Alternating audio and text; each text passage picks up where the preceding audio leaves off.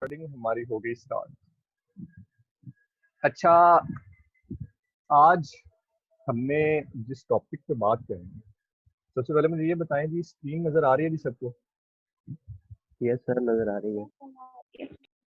रुमेल का भी क्वेश्चन आया जी कि वो सर कॉइन डॉट इन, वो जो हमने इन डॉट नेक्स्ट टू उसमें लिखा था, वो क्यों लिखा था? देखें, हमने पिछली क्लासेस में एक बार डिस्कस की थी कि हमारे पास एक क्लास है जो क्या करती है, जो रैंडम नंबर जनरेट करती है। अब जब हमने नेक्स्ट इंट में जाके, मतलब कोड मेरे पास लिखा ही हुआ है, साथ साथ मैं वो भी आपको दिखा दूं, मैंने क्योंकि सारा कमेंट किया हुआ है ये आप लोगों के लिए, ताकि इन फ्यूचर आप लोगों को ये चीज़ यूज में आ सके। देखें यहाँ पे ये पीस ऑफ कोड था जी जिसकी वो बात कर रहे थे, ये लाइन थी। हमने यहाँ पे टू इसके अंदर इसलिए लिखा है कि ये हमें ये फैसिलिटी देता है कि आप जो रैंडम नंबर जनरेट करवाना चाह रहे हैं, वो उसकी क्या रेंज है, क्या बाउंड्री देना चाह रहे हैं। तो मैंने उसकी बाउंड्री दे दी थी टू, मतलब मेरे पास सिर्फ दो डिजिट्स ऐसे हों जो कि रैंडमाइज होके आए, या जीरो आए या वन आए। टॉस में हम देखते हैं हमारे पास सिर्फ दो साइड्स होती हैं कॉइन की, या हेड आता है या टेल आता है। तो इस वजह से मैंने उसको टू बोला है, या जीरो वैल्यू आएगी या वन आएगी। अब देखें, मैंने बोला जी अगर तो जीरो आ रहा है, कॉइन आपने ऐसे मतलब टॉस किया, उछाला, या तो उस पर जीरो आएगा या वन आएगा। ये अंडरस्टूड बात है। ये कैसे अंडरस्टूड है? ये इस टू की वजह से अंडरस्टूड है। हमने उसको बता दिया बस मुझे दो वैल्यू चाहिए। अब दो से मुराद एक या दो नहीं है, दो से मुराद जीरो और एक है। इसी तरह जैसे हमने वो मतलब इसकी क्लास बनाई थी डाइस की, हमें पता था कि हमने सिर्फ 6 तक हमें वैल्यू चाहिए। तो 6 का क्या मतलब है? 6 का मतलब है जीरो, मतलब ये उसका इंडेक्स नंबर है और ये उसकी वैल्यू है। Zero, one, two, three, four and five. गिनती करें तो हमारे पास ये 6 डिजिट है, पर जीरो तो हमारे फेस में आता ही नहीं है दाने में। तो उसके लिए हमने क्या किया, हमने प्लस वन कर दिया। मतलब अगर जीरो आए तो रिजल्ट वन हो जाएगा, अगर वन आएगा रिजल्ट टू हो जाएगा, टू आएगा तो रिजल्ट थ्री हो जाएगा, और इसी तरह अगर आपके पास फाइव आएगा तो रिजल्ट सिक्स हो जाएगा। तो जीरो से फाइव के दरमियान वैल्यू है, उनमें हमने एक ऐड कर दिया। इस वजह से ये जो अंदर हम वैल्यू लिखते हैं ये बाउंड्री होती है। ये कॉइन की बाउंड्री थी। सर समझ आया अगर जी? हमारे पास, यस सर सर, अगर कोई हमारा ऐसा ऑब्जेक्ट हो जिसकी कोई बाउंड्री ना हो, लास्ट कोई हमें पता ही ना हो लास्ट हाँ उसकी जी, कितनी लिमिट है, तो फिर बिल्कुल। उसमें हम कुछ लिख सकते हैं या नहीं लिखेंगे नेक्स्ट आ, टाइम में? जो हमारे पास फिर आपके पास जो वैल्यू आती है ना इंटीजर की, इंटीजर अब आपके कंपाइलर पे डिपेंड करता है कि वो या दो बाइट लेता है या चार बाइट लेता है, मतलब एग्जीक्यूट होने में। Yes sir. दो बाइट यस। का ये मतलब है कि वो 16 बिट लेता है। 16 बिट का ये मतलब है कि अगर आप 16 बिट की वैल्यू निकाले ना, मतलब डीआईडी आप लोगों में से किसने पढ़ी हुई है? सर MIT वाले मिसाल में पड़ी। अच्छा अच्छा, एमआईटी वालों ने सबने पढ़ी हुई है, और मेरे ख्याल से बीएसएससी वाले शायद उन्होंने भी पढ़ी हो। देखिए आपके पास मतलब एक BA वो, साइड का पढ़ रहे। अच्छा एक आपके पास मतलब नंबर सिस्टम वाली वो रेंज आती है जिसमें आप जीरो, सॉरी, टू की पावर जीरो, वन, टू की पावर टू, टू की पावर थ्री। अगर टू की पावर आप 16 करें ना, तो जो डिजिट आपके पास आता है ना, वो मैक्सिमम डिजिट है, अगर दो यस बाइट सर। का आपका इंटीजर है। अगर चार बाइट का है तो इट मीन्स के आपका आपकी जो बिट्स बनती हैं वो 32 बनती हैं। अगर टू रेज पास 32 करें, जो आपके पास डिजिट आएगा ना, वो उसकी मैक्सिमम वैल्यू उसके अंदर अंदर जो है ना, वो वैल्यू को रिड्यूस करके आपको देगा। समझ आ गई है जी? यस सर, समझ आ गई है। लेकिन एक क्वेश्चन था कि उसके अंदर हमने आपने कहा है कि जीरो से इंडेक्स स्टार्ट होता है उसका, जी। तो ऐसा भी तो हो सकता है कि हमने जो कंडीशन दिया इफ में कि अगर toss is equal to zero होगा, तो अगर इंडेक्स की वैल्यू जीरो है और फिर वो वन होगी, तो वहां पर हम वन नहीं लिख सकते? जीरो लिख और सकते वन, हैं। ये भी तो दो डिजिट्स। आप मतलब क्या क्वेश्चन क्वेश्चन रिपीट कीजिएगा, आप क्या कह रहे हैं? जीरो और वन दोनों इकट्ठा लिखने हैं आपने? नहीं सर, वो अब रैंडम वो होगा ना डाई जस्ट अ जो मिनट आप कह रहे प्लीज, थे एक मिनट ठहरेंगे। कोड, वो ये मैं कॉइन वाले कोड पे आ गया, अब मुझे ये बताएं आप यहाँ पे क्या कहना चाह रहे थे। ये वाला सर, ये जो लाइन है टॉस वाली, इसके अंदर हम वन ही लिख सकते? 2 की जगह पर, 1 लिखेंगे तो सिर्फ आपके लेने पास तो हमने 0 दो। प्रोड्यूस होगा, सिर्फ 0 प्रोड्यूस होगा और कोई भी डिजिट नहीं प्रोड्यूस होगा। रैंडमाइज करके वो सिर्फ 0 हर बार ही 0 आपको देगा बार बार। ठीक है, समझ रहे हैं? लग गया समझ। जी अगर सर। आप यहाँ पे 10 करेंगे ना तो ये 0 से 9 तक जो डिजिट आते हैं ना उनको रैंडमाइज करके उसमें रिजल्ट दिखाता रहेगा। अगर आप 20 करेंगे तो 0 से 20 तक जो है मतलब 19 तक ये करता रहेगा, रिजल्ट प्रोड्यूस करता रहेगा। ये इसका मतलब इस तरीके से ये चलता है, काम करता है। अच्छा जी, ठीक है सर। चलें आज अपनी बात स्टार्ट करते हैं, मजीद आगे बढ़ाते हैं। आज हम प्रोग्रामिंग का एक कंसेप्ट खंगालने लगे हैं जो कि आप लोग पहले भी उससे फेमिलियर हैं, तो बड़ी नई चीज़ नहीं है, पर उसकी जो हमारे पास मैनिपुलेशन है या उसका जो वर्क है वो हम देखेंगे जी वो कैसे होता है।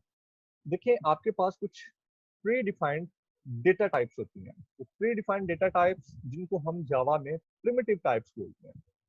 प्रिमिटिव टाइप, या अगर इनको आसान वर्ड में कहूँ तो ये आपके पास बुनियादी डेटा टाइप्स होती हैं, फंडामेंटल डेटा टाइप्स होती हैं। इन डेटा टाइप को ड्राइव करके आप मजीद अपनी डेटा टाइप्स भी बना सकते हैं। आज ऐसी ही एक डेटा टाइप की बात कर रहा हूँ जो कि इंट, चार, फ्लोट, डबल, इनसे मैनिपुलेट होके वो क्या हो सकती है, वो आप अपनी एक डेटा टाइप बना सकते हैं। मतलब ये प्रोग्राम आपको फ्लेक्सिबिलिटी दे रहा है। मैं यूजर डिफाइंड डेटा टाइप की बात नहीं कर रहा, मतलब मैं वो बात कर रहा हूँ जो साइंटिस्ट ने इन डेटा टाइप्स को यूज करते हुए ये टाइप्स बनाई हैं। अच्छा, देखिए जब भी आप कोई वेरिएबल डिक्लेयर करते हैं, मैं जरा इसको कमेंट कर लूं। अच्छा यार, ये मतलब जो मतलब हल्का सा लिखा हुआ है नजर आ रहा है ना, कोई प्रॉब्लम तो नहीं है विजुअलाइजेशन में किसी को? अभी यस मैंने सर, इंट लिखा, नजर आ रहा है। ठीक हो गया। यस सर, नजर आ रहा है। देखिए जैसे ही मैंने इंट और ऐसी एक कमांड कंप्यूटर को दी, होगा क्या, इसके मशीन लेवल पे जाके, मतलब बड़ा ही सादा सी बात कर रहा हूँ, बड़ी टेक्निकल टर्म्स में बात नहीं करूंगा, एक लोकेशन ऑक्यूपाई हो जाएगी जो कि डेटा टाइप उसकी होगी इंटीजर। इंटीजर डेटा टाइप होगी, इट मींस कि अगर आपका इंटीजर 4 बाइट का है तो इसको 4 बाइट एलोकेट हो जाएंगी, मतलब 32 बिट्स एलोकेट हो जाएंगी। अगर आपका इंटीजर है आपका 2 बाइट का तो आपको 16 बिट जो है वो ऑक्यूपाई हो जाएंगी। वो 16 बिट कैसे काम करती हैं ये सारा आप मतलब डिस्क्रीट में और इसमें डीआईडी में पढ़ेंगे, उसको मैं अभी नहीं खंगाल रहा। मैं बस जस्ट आपको ये बता रहा हूँ कि एक मेमोरी का पोर्शन आपको एलोकेट हो जाएगा। उस मेमोरी के एलोकेशन में ये कंस्ट्रेन लगा हुआ है कि भाई आपने इसको इंटीजर डिफाइन किया है तो आप इसमें कोई फ्लोट या कैरेक्टर या डबल की वैल्यू नहीं इंसर्ट कर सकते। अगर इंटीजर है तो उसको इंटीजर वैल्यू ही, अगर इन केस आप फ्लोट के साथ उसको करते भी है ना तो राउंड करके वो इंटीजर ही आपको रिटर्न करेगा। अव्वल तो मतलब काफी केसेस में ऐसा है कि वो आपको करने ही नहीं देगा ये। अगर वो कहीं ना कहीं आपको करने दे भी रहा है ना तो वो आपको इंटीजर ही रिटर्न करेगा, फ्लोट वैल्यू रिटर्न नहीं करेगा। अब इसी चीज के साथ एक और कंस्ट्रेन लगा दिया जिन्होंने साइंसदानों ने। वो कंस्ट्रेन क्या है? वो कंस्ट्रेन ये कह रहे हैं कि जी आप ऐसा करें, एक ऐसी मेमोरी बना दें जो कि कंसेक्यूटिव हो। कंसेक्यूटिव से मुराद के एक मेमोरी, दूसरी मेमोरी, तीसरी मेमोरी ये एडजेसेंट हो। कंसेक्यूटिव का जरा कंसेप्ट समझिएगा जी। देखें मैंने इन x1 जो है ना वो यहाँ पे इनिशियलाइज करवाया, फिर मैं क्या करता हूँ इन y मैंने एक और वेरिएबल इनिशियलाइज करवाया। अब भाई आपका जो कंपाइलर या आपका जो प्रोग्राम है वो इस बात को इंश्योर नहीं करेगा कि जहां x खत्म होता है वहां से आगे y शुरू करे। रैंडमली हो सकता है, मुमकिन है कि जहां पे x खत्म हुआ है रैंडमली कहीं वो जनरेट करवा के y को उसने वहां पे उसके करवा दिया, पर ये कह लें कि जी इत्तफाकी चीज है। इसमें आपका कंपाइलर आपको ये अश्योर नहीं करता कि भाई मैं y जो है उसके सामने रखूंगा। सादा एग्जांपल है जी, घर में एक बड़ा सा रूम है, चले रूम की एग्जांपल जरा छोटी सी हो जाएगी, आप ये समझ लें एक स्टेडियम है। उस स्टेडियम में आपने एक जगह पे पत्थर रखा, अब दूसरा पत्थर आपको दिया जाता है ये जाके रखो, तो वो आप स्टेडियम में कहीं पे भी जाके रख सकते हैं। मुमकिन है उस एक पत्थर का दूसरे पत्थर से फासला कोई किलोमीटर का हो, या अगर मतलब ग्राउंड के मुझे उसकी डायमेंशन तो नहीं पता, मतलब कुछ मीटर्स का हो, ज्यादा फासला हो उनका। अब होगा क्या, अब अगर आपको ये कहा जाए ना कि उसको उठा के लेके आओ, आपको सफर जो है वो ज्यादा तय करना पड़ेगा। एक जगह से उठाया पहले, फिर दूसरी जगह गए, वहां से जाके उठाया और उठा के आप लेके आ गए। अब यहाँ पे वो ये चीज कह रहे हैं कि यार हमें कुछ ऐसी वैल्यू है जो वैल्यूज हमने मतलब हमने इजीली यूज करनी है, और हमें वो कंटीजियस चाहिए। मतलब एक पूरी एक लोकेशन में चाहिए कि जहां पहले यूनिट रखी है उसी के साथ ही दूसरी रख दो, दूसरी के साथ ही तीसरी, तीसरी के साथ ही चौथी। अगर हमें चारों उठानी पड़ी तो हमें पता है कि जी हमने कैसे उठानी, पहली उठाई, दूसरी उठाई, तीसरी उठाई, हमें मेहनत नहीं इतनी ज्यादा करना पड़ेगी। यही कंसेप्ट हमारे पास है, और उस कंसेप्ट को हम बोलते हैं अरे। अरे कैसे काम करती हैं, उनकी क्या हैंडलिंग है, वो क्या चीजें हैं, ये हम आगे थ्रू आउट द कोर्स अपनी ये बातें चलाते रहेंगे। आज बस उस टॉपिक को मैं स्टार्ट कर रहा हूँ। ये मतलब कब क्लोज होगा, कैसे क्लोज होगा, आप देखें। जो हमारी प्रोग्रामिंग होती है ना, उसमें फंडामेंटली दो चीजें मेजरली काम करती हैं। एक होती है सर्चिंग, एक होती है सॉर्टिंग। सर्चिंग का आपको पता है कि जी सर्चिंग क्या होती है, कोई एलिमेंट फाइंड आउट करना, कोई आप गूगल से क्यूरी करते हैं, वो आप सर्च करते हैं। और इसी तरह जो सॉर्टिंग होती है वो ये होती है कि आप एक स्पेशल ऑर्डर में चीजों को ऑर्गेनाइज करके रख रहे हैं। सॉर्टिंग पे हम चल के नेक्स्ट कभी बात करेंगे। आज हमारी बात सिर्फ होगी अरे पे और सर्चिंग पे। अच्छा जी, जावा में इसको डिफाइन करने का तरीका क्या है? मैंने इंटीजर टाइप की एक अरे डिफाइन करनी है। इस अरे का नाम मैंने ARR रख दिया। ठीक हो गया जी, मैंने एक अरे डिफाइन कर दी।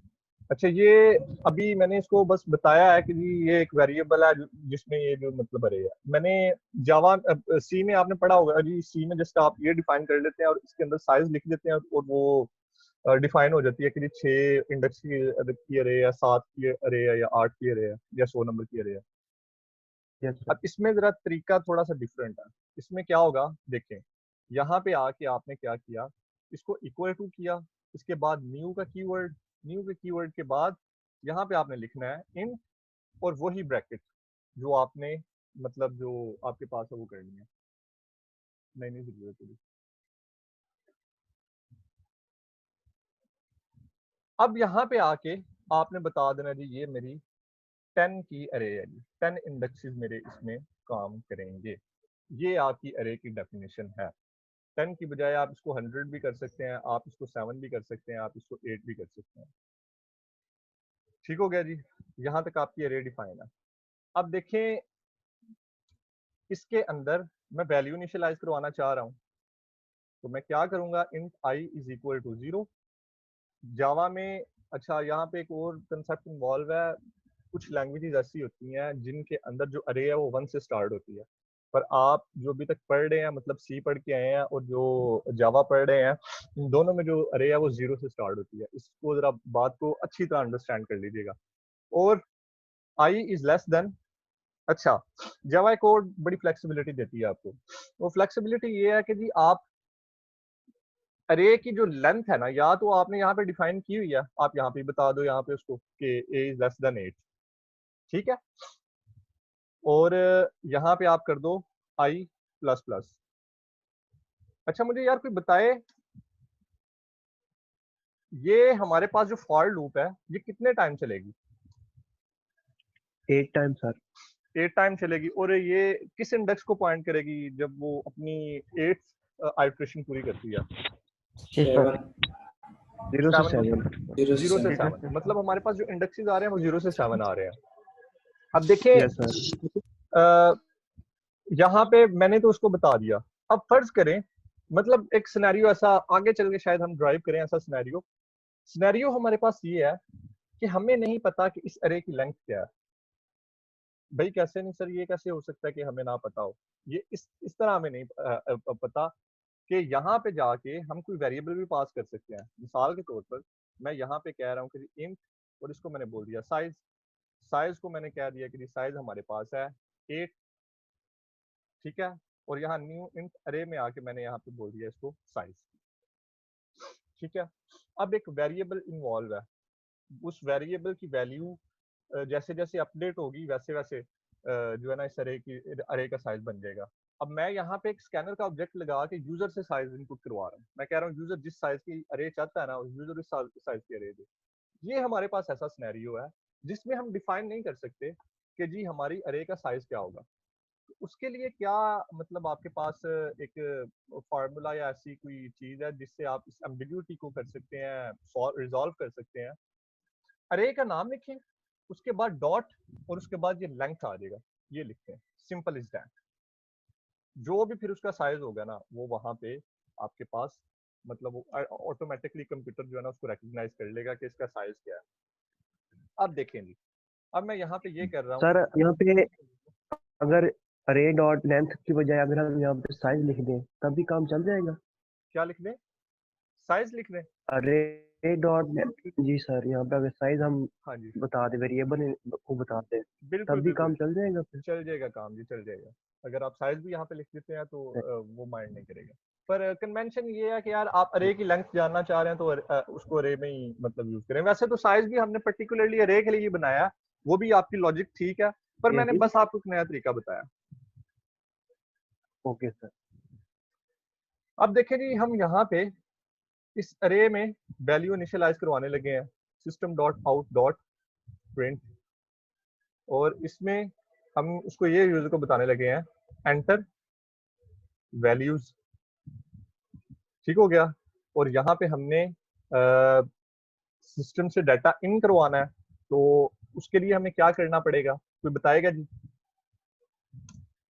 स्कैनर इन। शाबाश, स्कैनर का ऑब्जेक्ट बनाएंगे जी हम, स्कैनर। Yes sir. और इसको हमने बोल दिया इनपुट, और इसको हमने बोल दिया न्यू, फिर हमने कहा जी स्कैनर और सिस्टम डॉट इन, और यहाँ पे हमने डेलिमिटर। अब देखें जी, यहाँ पे हमने स्कैनर का ऑब्जेक्ट यूज कर लिया। अब हम क्या करने लगे हैं, हमने कहा अरे, अरे के अंदर हमने वैल्यू क्या दी हुई है, अरे के हमने ये वाली वैल्यू दी है आई की, कि जी जो आई की वैल्यू हो उसमें आपने कुछ स्टोर करवाना है। क्या स्टोर करवाना है जी? उसमें आप ऐसा करें, आप इनपुट डॉट, हमारे पास जो अरे है वो किसकी है, इंटीजर की, तो मैंने कहा नेक्स्ट इंट, और यहाँ पे इसको क्लोज कर दिया। ठीक हो गया जी। अब वैल्यू हमने इनिशियलाइज करवा ली, मतलब यूजर से हम इनपुट ले रहे हैं, जो जो वैल्यू आएगी उसको हम इंसर्ट करवाते जाएंगे।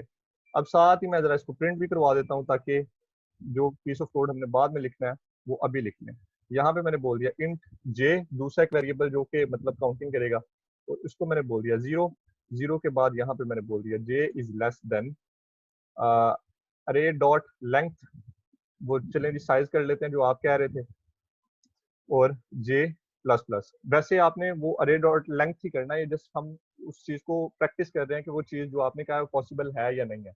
अब यहाँ पे हमने कहा जी system dot out dot print, और यहाँ पे मतलब मैंने जे लगाया, जे होगा सबसे पहले कंकैटिनेट करके, यहाँ पे मैंने कॉमा लगा दिया, और ये मतलब हमारा कोड चलेगा। अब जरा देखते हैं जी, मैंने F6 के साथ इसको रन किया, अगर ये सही तरह रन होता है तो हमारे पास क्या चीज आती है।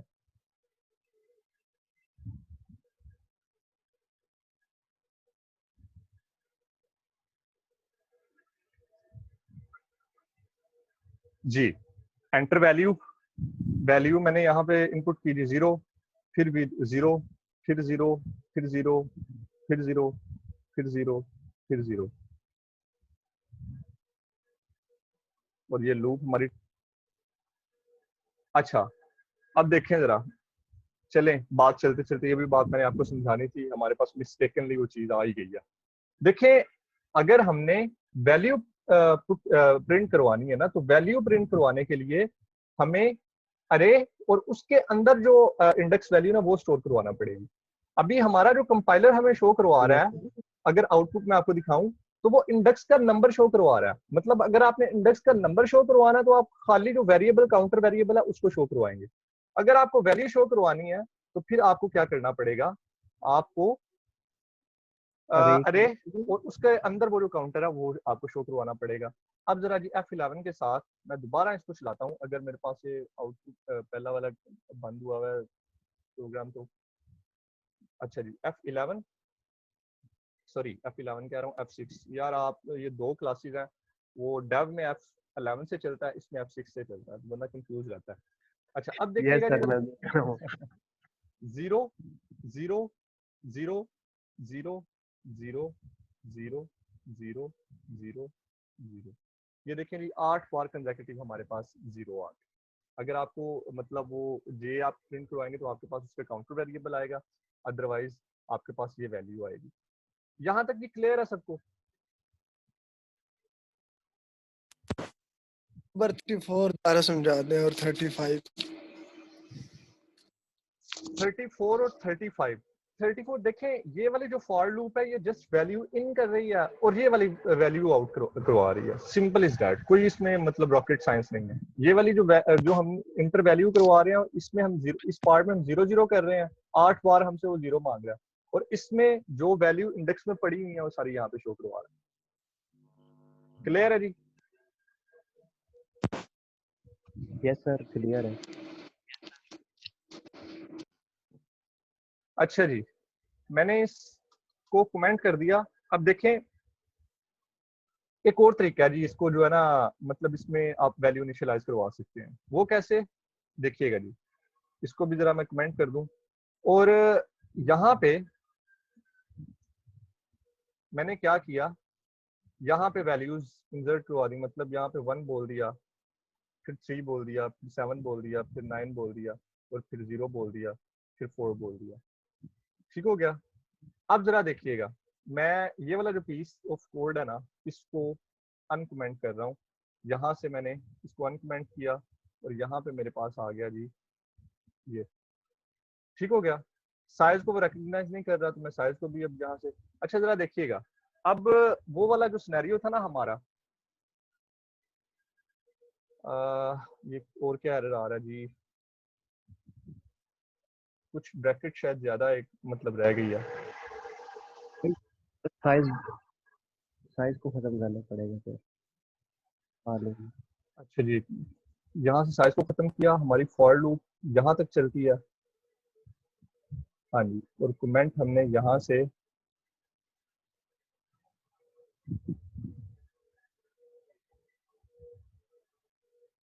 कमेंट हमने यहाँ तक करना है खत्म। हाँ जी, अब देखें जी, यस अब वो कमेंट की जरा मिस्टेक आ गई थी, मतलब ब्रैकेट एक मिसिंग हो रही थी। अब देखें जी जरा यहाँ पे हमारा जो साइज जो हमने लिखा हुआ है ना वो एज इट इज काम नहीं करेगा। उसकी क्या वजह है? उसकी वजह ये है कि हमने अरे की लेंथ हमने डिफाइन नहीं की। हमने बताया 1 2 3 4 5 एंड 6, मतलब इसके अंदर हमने डिफाइन नहीं की, पर हमने वैल्यू बताई है, उस वैल्यू के साथ उसने खुद ही अपने आप को चला लिया। अगर हम ये कोड चलाएंगे ना तो ये एरर प्रोड्यूस करेगा, क्योंकि अरे हमारे पास उसकी लेंथ 6 है और यहाँ पे हमारे पास 8 आ रही है। तो इस वजह से हम यहाँ पे अरे डॉट लेंथ करेंगे, जिससे ये होगा हमारे पास कि वो जो कोड है वो वैसे ही मतलब जितनी उसकी लेंथ है वो ऑटोमेटिकली उतनी स्कैन करके या उतनी लेंथ लेके उसको वो चलाएगा। अब देखें जी हमारे पास क्या वैल्यू आती है, मैं F6 के साथ इसको चला रहा हूँ। जैसे इसको मैं चलाता हूँ तो हमारे पास ये देखें जी 137904 जो हमारे पास अरे है वो सेम एज इट इज वैसे ही आ रही है। ठीक हो गया जी? अच्छा प्रोग्राम अब आज हमने मतलब जिस पे बात करनी थी लीनियर सर्च पे, लीनियर सर्च पे बात करते हैं। मैं ना वो प्रोग्राम जरा आपके सामने राइट डाउन करता हूँ। सर एक क्वेश्चन था जी जी प्लीज। सर, अगर हम 2 अरे लें और उसकी वैल्यू यूजर से करवाएं एंटर, तो सर जी फिर भी हम जब अरे डॉट लेंथ लिखेंगे तो वो डिफरेंट नहीं होगी कि वैल्यू उसकी एक की अलग होगी और दूसरे की अलग होगी? अच्छा देखें, पहली बात तो ये है कि मुझे कोई मतलब आप ऐसा कुछ सिनेरियो सोचें जिसमें आपको 2 अरे चाहिए। ठीक है? दूसरी बात ये है कि जब आपने मतलब उनको कंकैटिनेट या वो जो भी आप करवाना चाह रहे हैं ना उसके लिए आपको अरे की लेंथ सेम रखना पड़ेगी। अच्छा इन केस हमें कोई ऐसा सिनेरियो मिल जाता है जिसमें दोनों अरे की लेंथ सेम नहीं है, फिर सर क्या करेंगे? देखें ये वाली जो लेंथ है ना ये अरे और ये लेंथ है, मतलब ये जो हमारे पास ये वेरिएबल है उसकी लेंथ है। अब दूसरे उसमें जाके आपको जो दूसरी आपने अरे दी हुई ना चाहे उसकी लेंथ दे दें चाहे इसकी लेंथ दे दें, पर सबसे पहले तो आपको सिनेरियो डिवाइस करना पड़ेगा ना कि सर ये सिनेरियो है, इस सिनेरियो में 2 अरे यूज कर रहा हूँ, उसके ऊपर पर्टिकुलरली बात की जा सकती है कि हम किसकी लेंथ लेंगे। बहरहाल यहाँ पे लेंथ लेने का तरीका ये है कि अगर आप एक अरे 1 की लेंथ लेना चाह रहे हैं तो आप इस तरह लेंगे, दूसरे वेरिएबल की लेंथ लेना चाह रहे हैं तो आप इस तरह। ठीक है ठीक हो गया? अच्छा जी। जी। अब जरा देखिएगा जी, मैं लीनियर सर्च की तरफ जा रहा हूँ। लीनियर सर्च का क्या मतलब होता है? लीनियर सर्च का ये मतलब होता है, 6 मिनट रह गए, शायद हम अपना टॉपिक क्लोज कर पाए। जरा सुनिएगा जी, अगर क्वेश्चन हुआ तो उसको मैं बाद में कवर करूंगा। अच्छा, लीनियर सर्च ये होती है कि आपके पास कंसेक्यूटिव रूम है, मतलब कमरे बने हुए हैं। उस कमरे में से मैं आपको कहता हूँ कि एक एक ही कमरे में जाओ और फलां बंदा वहां पे बैठा होगा, उसको बुला के ले आओ। सेम एज इट इज, यही लीनियर सर्च का हमारे पास कंसेप्ट है। अब देखें जी, लीनियर सर्च में हम ये करना चाह रहे हैं, हम यहाँ से ये अरे है, इस अरे में से फर्ज करें हम जीरो फाइंड आउट करना चाह रहे हैं। हम देखना चाह रहे हैं कि हमारे पास जीरो है या नहीं। तो हम सबसे पहले तो जी फॉर लूप चलाएंगे। फॉर लूप कितने टाइम चलेगी ये हमें पता है जी, int I is equal to zero, zero से स्टार्ट हो रही है और आई जो है हमारा लेस देन है अरे डॉट लेंथ से, और आई प्लस प्लस। ठीक हो गया जी। अब इसके अंदर हम सिंपल एक चेक लगाएंगे। चेक लगाने से मुराद है कि हम इफ की कंडीशन यूज करेंगे। इफ कंडीशन में हम ये चेक करेंगे कि इफ हमारे पास ए ऑफ आई, मतलब ए ऑफ आई ये वाली जो वैल्यू है इज क्या करेंगे, इक्वल टू किसके, इक्वल टू हमने क्या फाइंड आउट करना है, जीरो फाइंड आउट करना है। चले 9 फाइंड आउट कर लेते जीरो। हैं। हम 9 फाइंड आउट कर लेते हैं। जीरो भी मतलब जीरो पे भी वैसे ही काम करेगा। अच्छा यार क्यों आ रहा है भाई? हाँ, हमने अरे लिखना था यहाँ पे। अरे लिखना है। जी बिल्कुल। तो अगर तो हमारे पास ये आ रहा है तो हम क्या कर रहे हैं, हम कह रहे हैं एलिमेंट यानी system dot out dot print, system dot out dot print, और यहाँ पे हमने बता दिया एलिमेंट एलिमेंट फाउंड इन, यहाँ पे हम कंकैटिनेट करवा के, और यहाँ पे फिर हमने कंकैटिनेट करवाया, और यहाँ पे हमने कह दिया ith लोकेशन। ये हमने सिंपली कह दिया, और यहाँ पे हमने डेलीमीटर के साथ एंड कर दिया। और दूसरा मैंने कह दिया एल्स, यहाँ पे प्रिंट कर दो सिस्टम डॉट आउट डॉट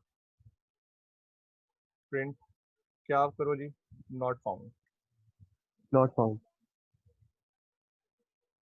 ठीक हो गया जी। Control save.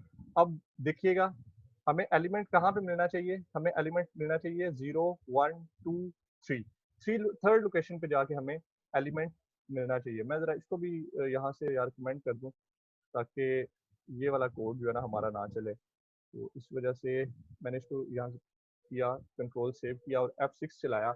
अब देखते हैं जी। अच्छा, हो क्या रहा है, हमारे पास ये हो रहा है कि वो 5 बार उसने मतलब 3 बार उसने नॉट फाउंड चला दिया केस, और एक बार उसने वो केस लाया। अच्छा, इस एल्स को भी मैं यहाँ से ना कमेंट कर रहा हूँ। अब जरा देखते हैं, अब हमें वो सिर्फ बताएगा एलिमेंट है, अगर नहीं मिला तो बता देगा कि नो फाउंड। वो कह रहा है एलिमेंट फाउंड इन थर्ड। ये मतलब मिस्टेक है, ग्रामेटिकली मिस्टेक है, वैसे थर्ड आना चाहिए था इस पे। खैर जो भी है, मतलब वो बता रहा है अगर फोर्थ होता है फिफ्थ होता तो मैं बता देता कि इस लोकेशन पे है। इसी तरह अगर मैं यहाँ पे कह देता हूँ कि जी आप ऐसा करें, आप 4 फाइंड आउट करें, कंट्रोल सेव किया, और अब मैं इसको F6 के साथ जरा रन करूँ, तो रन करने के बाद अब देखें जी, element found in fifth location, ये हमारे पास चीज है। कल हम मतलब हमारी नेक्स्ट क्लास में जब हम बात करेंगे ना, तो मैं इसका इंटायरली एक अलहदा से मेथड बनाऊंगा, उस मेथड को हम री यूज करेंगे, कैसे करेंगे वो सारी चीजें हम डिस्कस करेंगे। तो अभी अगर किसी का कोई क्वेश्चन है जी तो वो कर सकते हैं।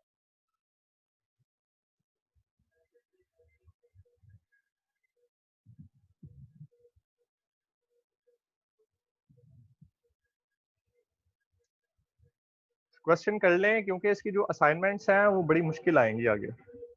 मुमकिन है मैं आपको कहूँ कि जी अरे का सम प्रिंट करके दें, या मैं आपको कहूँ कि जी आप इसमें से मैक्स वैल्यू फाइंड आउट करके दें, या इसमें से मिन वैल्यू फाइंड आउट करके दें, या जैसे हमने ये लीनियर सर्च का ऑपरेशन परफॉर्म किया, इसको मैं किसी और तरीके से कहूँ कि इसको जरा मॉडिफाई करके चला के दिखाएं।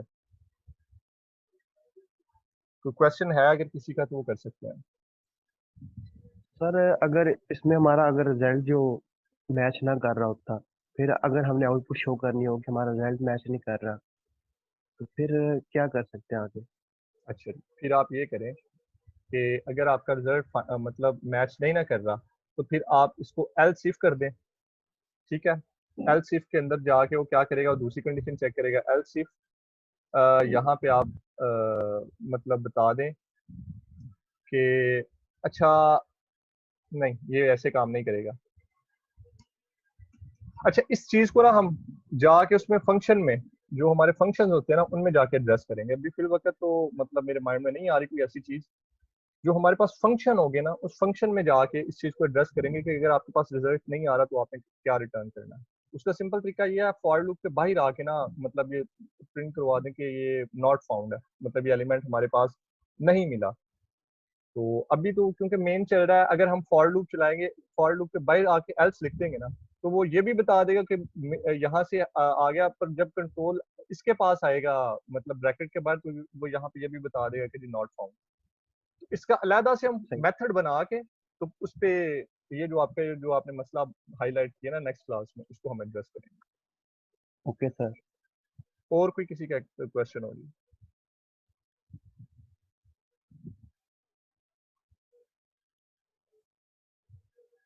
चलें जी, कुछ रहे या बाद रहे, अल्लाह खैर करे। थोड़ा सा चीज़ों को नेक्स्ट वीक से हम एडवांस करने की कोशिश करेंगे।